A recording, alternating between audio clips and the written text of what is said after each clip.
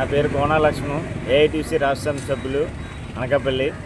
నరేంద్ర మోడీ అధికారంలోకి వచ్చిన తర్వాత ఇప్పటికే దాదాపు అనేక సార్లు పెట్రోల్ డీజిల్ ధరలు పెంచడం జరిగింది. మేము అధికారంలోకి వచ్చిన ఈసారి పెట్రోల్ డీజిల్ ధరలు పెంచబోమని చెప్పి మొన్న 5 రాష్ట్రాల్లో ఎన్నికలైన వెంటనే మళ్ళీ ఇప్పుడు పెట్రోల్ డీజిల్ ధరలు పెంచడం జరిగింది 4 సార్లు. ఇలా చేసినట్లయితే నేడు సామాన్య ప్రజలు ఏమీ కొనుక్కోలేని తినలేని పరిస్థితి వచ్చింది. పెట్రోల్ డీజిల్ ధరలు పెరగడం వల్ల దాదాపు అన్ని రకాల వస్తువుల ధరలు పెరుగుతున్నాయి విపరీతంగా. దీనివల్ల సామాన్య ప్రజలు తినలేని కొనలేని పరిస్థితి ఏర్పడుతుంది. డీజిల్ పెట్రోల్ ధరలపై జీఎస్టీ వేయాలని చెప్పేసి మేము ఏఐటీసీగా డిమాండ్ చేస్తూ ఉన్నాం.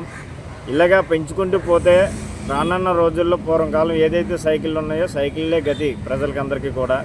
మరొక పక్క ఎలక్ట్రికల్ బళ్ళు మళ్ళీ వాడుతున్నారు. ఎలక్ట్రికల్ బళ్ళు కానీ సైకిళ్ళే వాడాలని పరిస్థితి వస్తుంది. ఎక్కడో యుద్ధం జరిగింది. యుద్ధం వల్ల ఎటువంటి డీజిల్ పెట్రోల్ కొరత ఉండదని చెప్పిన నరేంద్ర మోడీ గారు మరి ఈరోజు ఏ వంకతో డీజిల్ పెట్రోల్ ధరలు పెంచారో అర్థం కావట్లేదు. మీరు ఒకసారి ఏదైతే ఎన్నికల్లో హామీ ఇచ్చారో ఆ హామీ మేరకు మీరు పెంచబోమని ఇచ్చారు, దాని మీద నిలబడాలండి. కేంద్రంలో పెంచినన్ని రాష్ట్రంలో కూడా పెంచుతున్నారు. చంద్రబాబు నాయుడు గారు కూడా ఈ డీజిల్ పెట్రోల్ ధరల వల్ల విపరీతమైన సామాన్య ప్రజలు ఇబ్బంది పడుతున్నారు కాబట్టి రాష్ట్రంలోనూ కూడా మీరు దాన్ని ఆలోచన చేసి డీజిల్ పెట్రోల్ ధరలు అర్ధరాత్రి అపరాత్రం లేకుండా ఎప్పుడు పెడితే అప్పుడు ఎలా పెడితే అలాగ పెంచడం అనేది కరెక్ట్ కాదు. ఇలా పెంచినట్లయితే రానున్న రోజుల్లో బైకులు కానీ ఉన్నటువంటి ఆటోలు కానీ అన్నీ కూడా బాయ్కాట్ చేసి సైకిళ్ళు వచ్చే పరిస్థితి ఏర్పడుతుంది.